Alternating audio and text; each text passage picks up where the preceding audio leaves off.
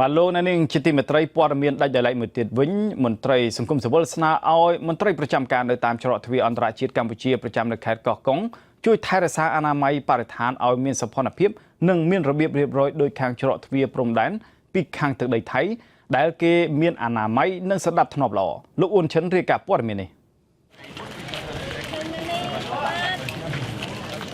អ្នកខ្លាំមើលការងារអភិវឌ្ឍសង្គមមួយចំនួនរួមមានសមាគមអាត់ហុកនិងអង្គការលីកាដូប្រចាំខេត្តកោះកុងថ្លែងថាបរិស្ថានអនាម័យនិងសណ្ដាប់ធ្នាប់នៅច្រកទ្វារកម្ពុជាថៃចាំយាមមានសភាពកក្រិចនិងតែងទទួលរងនៅការរិះគន់ពីសំណាក់ភ្ញៀវទេសចរជាតិអន្តរជាតិជាបន្តបន្ទាប់អ្នកសម្របសម្រួលសមាគមអាត់ហុកប្រចាំខេត្តកោះកុងស្នើមន្ត្រីថ្នាក់ដឹកនាំនៅច្រកចាំយាម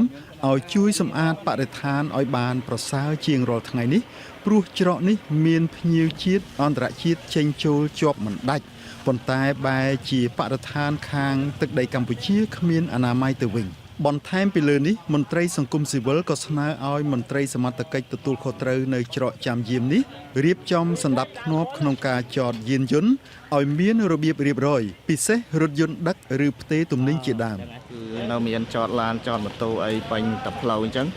ងយើងខ្ញុំស្នើសុំដល់អាជ្ញាធរពាក់ព័ន្ធជាពិសេសសមត្ថកិច្ចដែលទទួលបន្ទុកនៅច្រកនេះលោកមេត្តាយកចិត្តទុកដាក់លើបញ្ហាហ្នឹងចំណែកភ្ញៀវទេសចរក៏ពួកគាត់ស្នើឲ្យអ្នកទទួលខុសត្រូវនៅច្រកទ្វារអន្តរជាតិចាំយាមដាក់ផែនការរក្សាអនាម័យបរិស្ថាននៅច្រកទ្វារនេះដែរអ្នកសម្របសម្រួលអង្គការលីកាដូប្រចាំខេត្តកោះកុងក៏ស្នើឲ្យមន្ត្រីទទួលខុសត្រូវច្រកចាំយាមពង្រឹងការសម្អាតអនាម័យបរិស្ថានឲ្យបានល្អជាប្រចាំដែរដើម្បីជាការលើកមុខមាត់ប្រទេសកម្ពុជាអាស៊ីសេរីមិនទាន់អាចតាក់ទងលោកងុយជាងប្រធានច្រកទ្វារអន្តរជាតិចាំយាមខេត្តកោះកុងដើម្បីសូមឲ្យលោកបំភ្លឺអំពីបញ្ហានេះបាននៅឡើយទេនៅថ្ងៃទី1ខែសីហាទោះយ៉ាងណាអង្គការសង្គមស៊ីវិលស្នើឲ្យរដ្ឋមន្ត្រីក្រសួងស្ថាប័នពាក់ព័ន្ធមានក្រសួងមហាផ្ទៃជាដើមឲ្យជួយជំរុញមន្ត្រីក្រមអាវ៉ាតប្រចាំការនៅច្រកទ្វារអន្តរជាតិកម្ពុជាថៃចាំយាមនេះពង្រឹងការសម្អាតបរិស្ថានឲ្យបានប្រសើរជាងពេលបច្ចុប្បន្នដើម្បីកុំឲ្យអាប់អោនដល់កិត្តិយសប្រទេសកម្ពុជាខ្ញុំបាទអ៊ួនឈិនអាស៊ីសេរីរាយការណ៍ពីរាជធានីភ្នំពេញ